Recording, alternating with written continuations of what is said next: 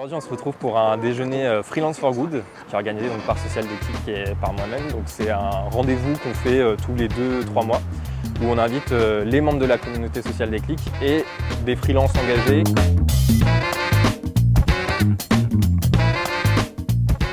L'objectif, c'est de rassembler en fait des indépendants de différents secteurs qui sont motivés par le fait de mettre du sens dans leur mission. J'étais dans une très grande entreprise et j'ai vraiment ressenti le besoin d'aligner mes convictions personnelles, on va dire, surtout en matière d'écologie, avec mon job.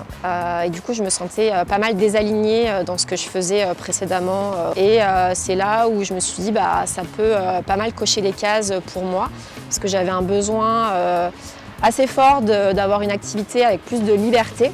Comme c'est une communauté de personnes engagées, on est tous vraiment alignés autour des mêmes valeurs et on va tous mettre nos activités à profit de structures engagées. Donc ça fait un beau terreau de valeurs communes et on va pouvoir partager aussi sur ça autour des sujets de la transition écologique, sociale et solidaire.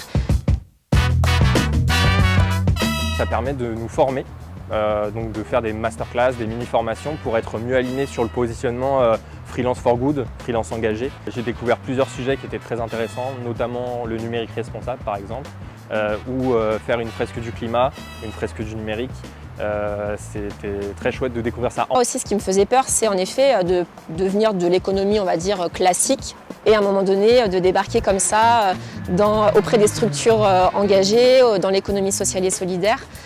Donc pour ça, je me suis pas mal formée, outillée. Je suis rentrée notamment en coopérative d'activité et d'emploi pour mon statut, histoire de ne pas être toute seule finalement. En coopérative d'activité, on est énormément entouré sur l'aspect entrepreneurial et ça me permettait, moi, par rapport à mon statut, d'être aussi directement les deux pieds dans l'économie sociale et solidaire puisque la coopérative, de par son statut, est dans l'ESS.